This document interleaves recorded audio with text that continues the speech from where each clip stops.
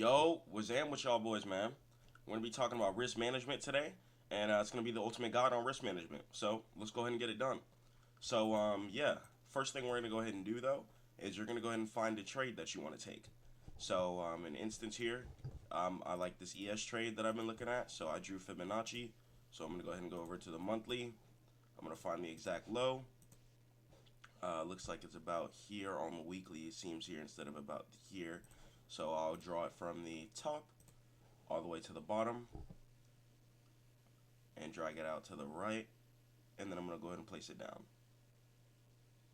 Boom.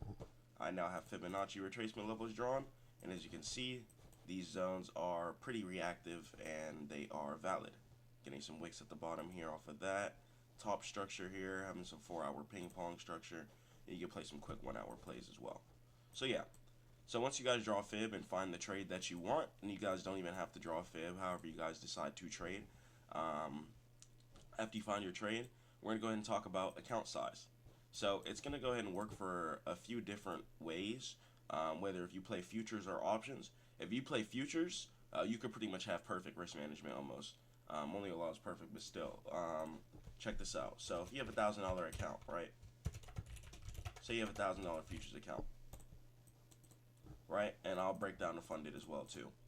So if you have a $1,000 futures account, you guys want to try to risk 10% per trade. This is going to give you 10 trades.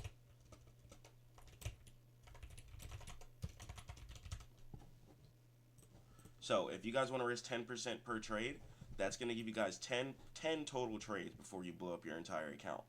So 10% is going to give you a pretty healthy stop loss as well, especially on futures.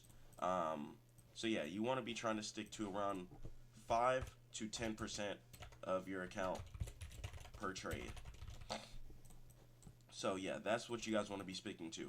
5 to 10% of your account per trade. If you use 5% of your account per trade,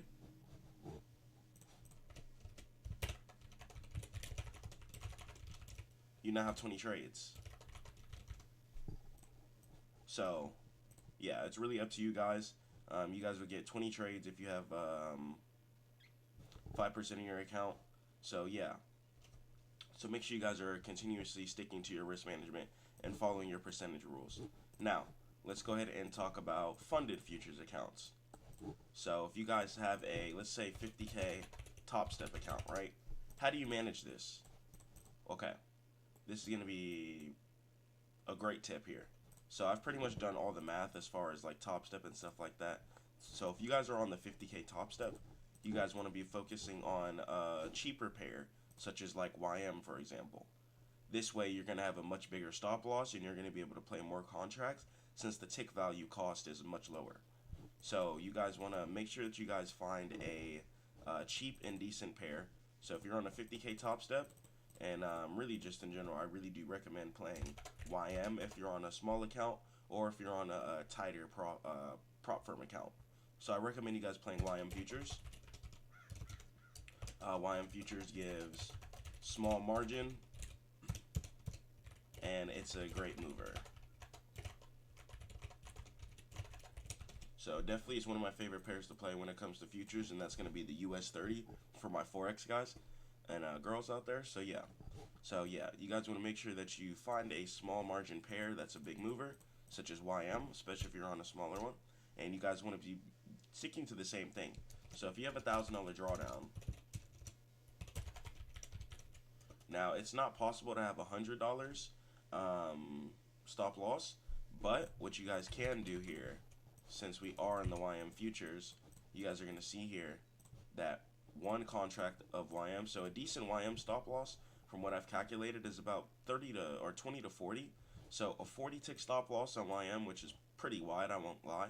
Oh, my apologies, wrong pair here. Boom. So a 40 tick stop loss on YM is going to be about $200. So if you have $1,000 drawdown, you guys are going to be able to place 5 YM trades with 40 tick stop loss. So that's definitely pretty strong.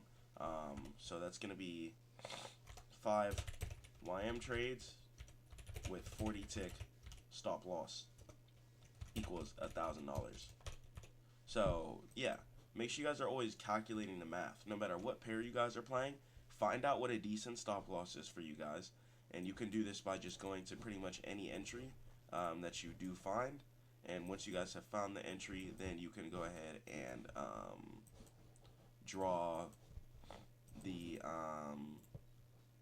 I like to go on paper trade and then draw the tick amount and see if that's relatively decent. I see 40 ticks is about that big, which is definitely enough for my type of setups since my stop losses aren't that big anyways. So that's how I would play like a prop firm account, is I would definitely focus on the pair YM for sure, as it just does make it a lot easier, if I'm not going to lie. You guys have a lot more flexibility compared to the NQ and ES pairs. You can have a much bigger stop loss as well. So because you guys want to make sure that you have a big flexible stop loss, so you guys aren't just instantly getting clipped out, getting clipped out, getting clipped out. Because instantly getting clipped out, you're not letting your trade breathe, and that's going to lead you to over trading, and over time you're just going to not even think about risk management. You're just going to blow your account because your trade didn't even get the chance to breathe. So it's very important that if you're going to have risk management, my fault. It's very important that if you have risk management, you're playing a pair or you're playing something where you can have a decent stop loss still, and it still fits inside of your risk management budget. So yeah, that's definitely what you guys want to make sure that you're ensuring. Okay? Now let's talk about options here. So for all my options traders here, so let's say you guys are playing something like, let's say you guys played NVIDIA, right? Okay, let's say you guys did play NVIDIA.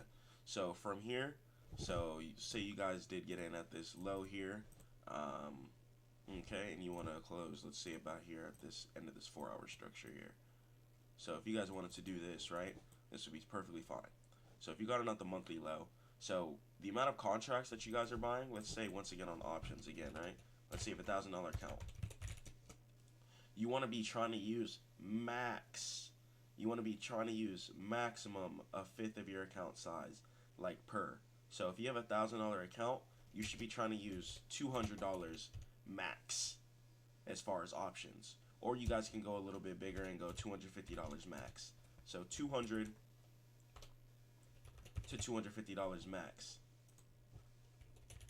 So that's what you guys should be spending on options per trade. So until your account just keeps multiplying, you guys don't want to be full porting. Just because you have $1,000 in the options account, don't use all your settle funds, man. Don't do that. Because what that's going to lead you guys to doing is over leveraging. And on options, especially on options, if you take a big loss, it's not like futures where you can have your stop loss premeditated and calculated every time. If you take a big loss, a lot of your funds are going to be deleted in like 1 second on options, especially on something like SPX or NVIDIA or Tesla. So you need to really know what you're doing and size down on options. Take your time on options. It's much easier to just lose giant chunks of money on options than it is on futures, in my opinion. So don't use all of your settled funds. Take it trade by trade. Use a fourth or a fifth of your account size per trade. So if you have $1,000 account, for options, you should be using $200 to $250 max. So if you guys have a $10,000 account, you should be using $2,000 to $2,500 max. Because at the end of the day, you guys still want to make some profit, and it is options, so you are going to need a little bit more money.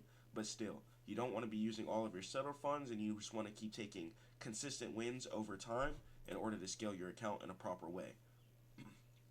So yeah. Okay, next thing we're going to go ahead and talk about, actually I'll talk about that in another video, but we'll talk about risk to reward tomorrow. But anyways, yeah, risk management, this is extremely important, guys. Break it down by math. So either 5% of your account, or 10% of your account, or a fifth of your account, or a fourth of your account. That's how you guys should be trading, honestly. Don't be using all of your funds at once. Don't ever do that. Don't ever over leverage. Don't break your trading rules. Stick to your plan, and make sure that you guys are staying consistent and profitable. If you guys are still struggling and you want to talk to me about this further, make sure you guys get with me. Link in the description below. You guys can book with me for mentorship in my Calendly link, or join my Discord for extremely accurate signals. I just gave out some nasty CRM calls the other day. We hit big on that, as you guys can see here. Alert set. We did hit TP, and it was sick. It was amazing. So I'll catch you guys in the next one. It's been Stack Mode Chris. Hope this guide helped, and peace. If this video has helped you but you're still in need of further guidance, make sure you join the StackMODE Trading Discord using the link in the description below. Here, you'll have access to speak with me personally, as well as you'll gain access to the StackMODE trading signals. These signals are usable for stock options, futures, and cryptocurrency, so everyone is welcome to join. Here, you'll also find the link for my one-on-one mentorship, where we'll discuss on how to get the best entries, we'll chat about strategy and risk management, and get your discipline and technicals in place.